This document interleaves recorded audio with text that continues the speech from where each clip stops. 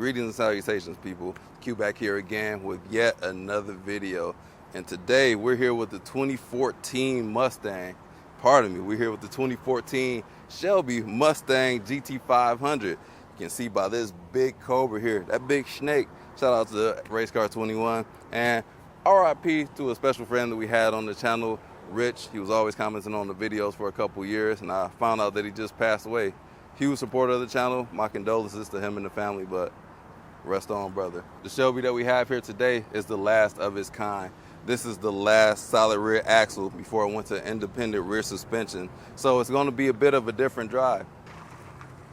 Keep getting cut off in my videos, but this is going to be a different experience because the solid rear axle, it means it's one solid beam going across the rear axle. So you feel a bump on this side, it's going to transfer to the other side. But whereas the independent rear suspension, you feel a bump on this side, it's only going to be on this side. Other side is independent of this side. So what do we have here power in this Shelby? We're going to have a 5.8 liter supercharged V8 cranking out 662 horsepower. This GT500 was so special that they even featured it in the ad. You really don't see ads for sports cars these days. But before I continue on, I'd like to give a huge shout out to Suburban Ford in Troy. So this one is going to be for sale with them. Only 7,200 miles on here. It's going for about $65,995. So if you're interested in it, give them a call. Ask for my guy Jose. Tell him that Q sent you.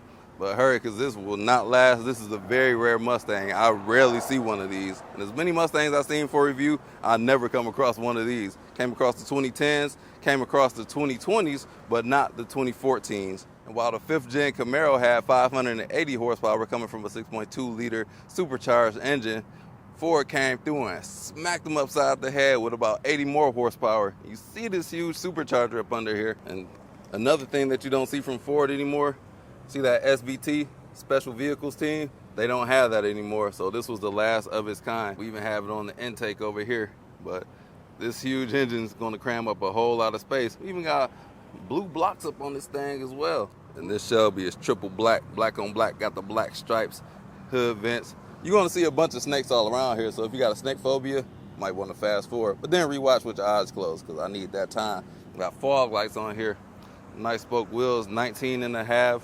Shelby on the side, or a Cobra on the side with GT500 subtly at that stripe at the bottom. Coming along to the rear, we're gonna notice we got a big wing that kind of protrudes from the rear trunk. Quad exhaust. A lot of people just buy the GT500 spoilers on here. And in case you didn't know you had a Shelby, we'll spell it for you. And we're gonna give you an SVT Shelby badge on here, GT500. And at the time, and I still think these are one of the most influential tail lights of all times. They were sequential, and then they had LEDs going around all three of them. So these are still timeless, and you can still buy these aftermarket for other generations of Mustang. And for those of you that choose to drive your cars everywhere, I'm gonna see if we can fit in the back. We got a manual passenger seat. We do have this release right here. In there like swimwear. Oh yeah, you can definitely fit back here. Comfy seats too. So your back seats, you can fold those headrests down if you want to. All you gotta do is hit this little button on the side of either one. Gonna increase your visibility. Notice these ridges that we do have in the seats. Super soft. This is like traditional muscle car right here. Armrest, soft touch material. Is that leather? I don't know, but it's a little bit soft. Hard plastic right there. We do have ambient lighting, looking white on the camera, but that's purple right now. You're gonna see that throughout the cabin. Trunk size gonna be fairly decent for a coupe. Fit a few backpacks back here. On the driver's side, ambient lighting down in the door. You can notice it in the cup holders as well. But I'm gonna go ahead, crank it up, 'cause it's blazing. Physical key up in here. So this was back in the time where cars were more simplistic. Got buttons on the left side of the steering wheel, our sport mode for our steering and suspension. We do have controls on the steering wheel, volume, skip track, cruise control. We do have a touchscreen display, which at the time, it was pretty good. Can we do our climbing through there? Yes, we can. It's actually quite responsive as well. So this is going to be better than what Ford Sync Gen 2 was. So a bunch of physical buttons on here. Navigation, that's cool. Built-in navigation if you choose to have that. But let me go back to the home screen. HVAC controls. We have a shaker audio system in here. Those were booty. Like I cannot stand the shaker system, but it is what it is. Don't sound amazing. We do have sync commands. You can do certain voice commands. I actually had a 2012 Mustang. I cannot remember, like maybe you go to USB and functions like that. That's back when I used like an iPod for my radio. And mine was the Secretary Special V6 automatic. And when I was shopping, I was going to buy a Camaro before I bought my Mustang, but the visibility in this Mustang as opposed to the 5th gen Camaro is much better, much better. So it's not intimidating. Got a manual transmission here, 6-speed. The only way you can get a Shelby, and unlike the new Shelbys where it's only a DCT or automatic, hopefully the newest generation comes with the manual, but I doubt it. So 6 gears, handbrake, couple cup holders. They removed the manual handbrake for the S650 Mustang as well. Trunk release, traction control. And then the Mustangs, is this the first generation that had the mirror inside the mirror? So kind of so you can see that angle on that smaller inside mirror. So now that I gave y'all what I can give y'all in just a brief moment, let's take it on the road for a drive. I think I'll set up my dual cam system because I want y'all to see my facial expressions, because I think this car might be terrifying. These are the type of Mustangs that be at car meets. Y'all know the rest. All right, let's take this key. Archaic technology. Listen to it idle.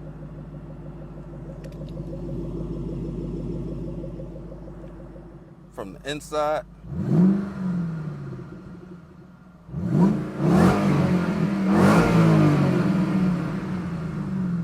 big sounds. When I was an engineer at Ford, I used to tune those chimes. Crazy job, wasn't it? Well, y'all wouldn't know about it.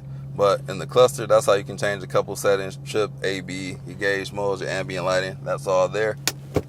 Let's drive. And this ain't one of those cars you can just give it a little bit of gas and take off. Like, no, you got to apply something, because I stalled it the first time I took off.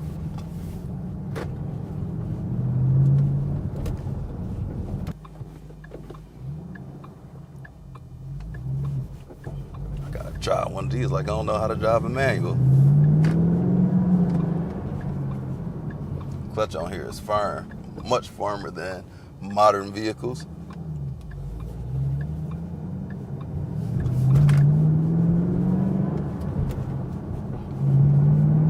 Super direct though. Shifter as well. Definitely like no second guessing. This is a Tremec shifter as well. Very firm car. Even the V6 that I had rode really rough. As I explained before, that's that solid axle. Oh, rev matching, just testing that out. Going over a bump in the parking lot.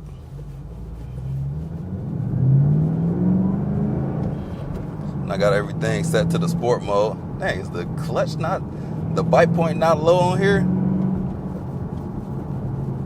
No, on my Mustangs, the bite point with the S550s, bite point was low. Gonna take a second to get used to the clutch, but that's with every manual. You just don't jump in here and be ready to go. It takes a minute to learn. And I only been in here for like a literal minute. While I'm at this light, we got extra storage up in the armrest. Again, this is where you will hook your phone at. Got an aux cable in here. Y'all don't know about aux cables. Actually, y'all might do. Actually, y'all definitely do. Forgot I got the more mature audience. And seating position, I wish I could sit a little bit lower in here. Feels pretty high. Wish I was sunken in a little bit lower. Yeah, I gotta feather this clutch to take off.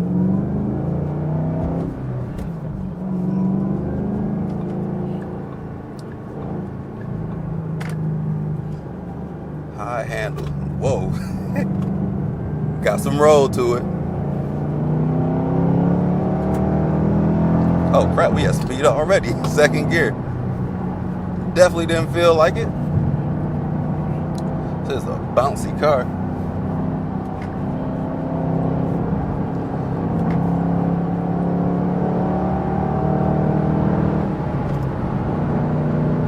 Goodness. Yeah, it definitely hides the speed well. I'm not going to say what speed I'm doing, but 3,000 RPM, and that's only in 4th gear. I can put it over to 6, see what kind of RPMs that we do. Oh, dang, 1.5, 1,600 RPM at 75-ish mile per hour.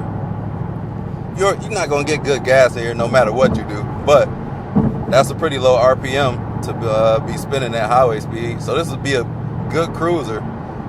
This is going to be one of your more traditional muscle cars. Once they came out with the S550, which came out the next model year later, has a 2015, that's when they got to the independent rear suspension. They cared more about handling. Not to say that this platform couldn't handle. This GT500 wasn't built to handle. They had the boss of this generation that was a handler. 444 horsepower out of that one. But this one is straight up, straight line speed. Easy to heel toe, or not heel toe, I can't do that. Downshift rev match. And I doubt that they do have auto rev match in here. Thank God. Feature that I don't care to use. Feels great to rev, actually. Old school classic shifter, and they got this one to where it's super direct and definitely not to say that it's hard to get into, but it's not one of those easy shifters. Like my Miata's, easy to get into gear. Could use a little bit more weight if I'm being hypercritical. This car is more force than I would like to put into gear, but this is what the cars were like at that time. It's a great shifter. By today's standard, it would be. Shifters just don't have this much effort to put in gear these days. And just out of curiosity, I'm looking at the MPGs. Over the last 5,500 miles, somebody has averaged 13.7, which ain't terrible. My ZL1 only averaged like 12, if that, maybe 13. Not a lot.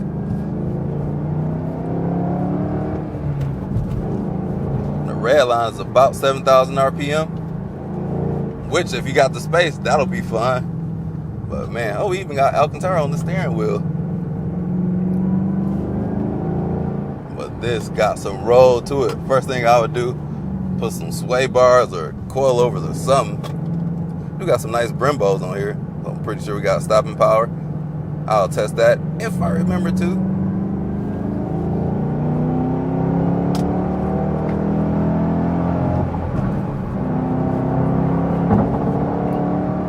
My goodness, it hides the speed really well. Makes you want to cruise in like 4th gear, but that's not it. And it's definitely got power in 4th gear. A whole lot of power. And on pristine roads, it's actually really smooth.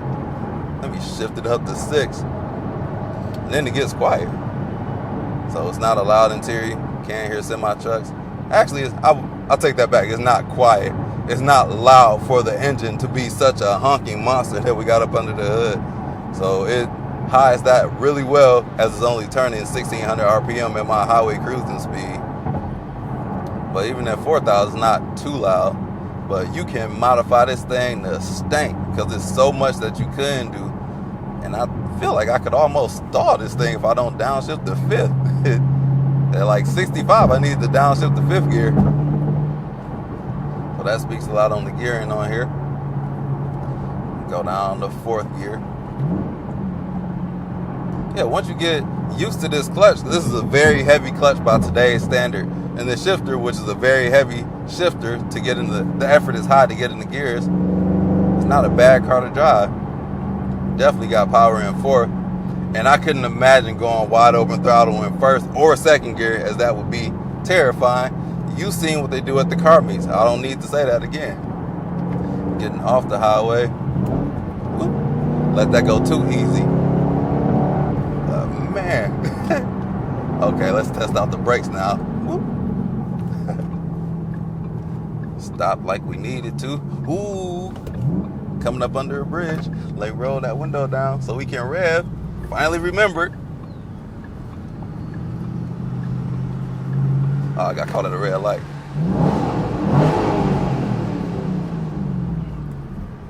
These Mustangs sound so good. Stop. Is this even considered a Coyote anymore? We got 5.8 liters. I guess the base might be. I don't know. Somebody let me know. But what did they call that? I forgot what they called this engine. I think it's something to do with 3. Not the trifecta. It's not the voodoo. It's the...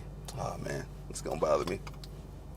Aha. quick Google search. It's called the Trinity. I knew it was a try something. So Trinity engine. What else did they put these in? 5.4. I think that's what they put in the GTs.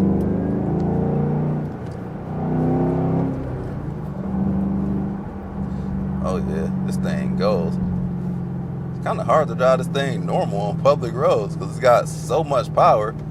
Where it's like a lion in the cage. Ooh, almost stalled that. Close. Embarrassing. But we good. We know what we're doing. You can honestly, on public roads, just drive around in second gear. So I'm pretty sure this goes all the way up to about 80 miles an hour in a second. So this is way more power. That's what you buy this for. And I'm pretty sure most people that buy these don't even tap into the power. I myself wouldn't be an advocate for driving one of these daily just because I feel like it's not doing the car any justice, not utilizing this kind of power. Got the Buick in the turning lane that I need to get into. Oh my God, now we got the Honda. All right, there we go. Dang, this car ain't got no, sucks at handling. Let me just be blunt about it. I'm trying to dance around it, but this car sucks at handling. So what is this Mustang? If you just want to cruise with a ton of power and have power on tap, that's kind of it. This is a traditional muscle car. This is what the early Hellcats were. This was the Hellcat before the Hellcat. And it almost got as much power as the Hellcats did. They came out with 707. This got 662, and it weighs a lot less than the Hellcat. And this generation Mustang was much lighter. I'm not even sure what this will weigh. I would guess less than 4,000 pounds, maybe 3,900 pounds. Let's see how we take this very slow curve. Yeah, that thing, definitely. And then that's where I started feeling the solid beam in the rear. Started like bouncing around the curve. So this setup isn't meant for handling. This setup is actually meant for drag racing. So you see a lot of drag racers, like some of the faster ones, they have that solid rear beam, at least on the Mustangs. But knowing what you're getting into this car, it can be the perfect car for the right person.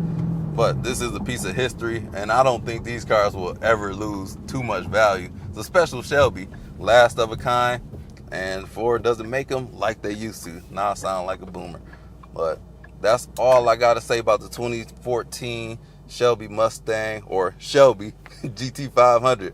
They notice I don't see any horses on this, so all I see is snakes. Don't call it a Mustang. You know it is a Mustang, but that's what they don't want you to call it that. But hopefully you guys enjoyed this review. About to pull on back up at Suburban Ford of Troy and end this video. So hope you guys enjoy it. You know what to do. Hit the like button, subscribe to the channel if you want to see more videos like it, and I'll catch y'all in the next video. Peace out. Oops, forgot to put the car in gear. About to do a burnout. Now it'll be the first and last time they let me borrow a car. All right, y'all, take care.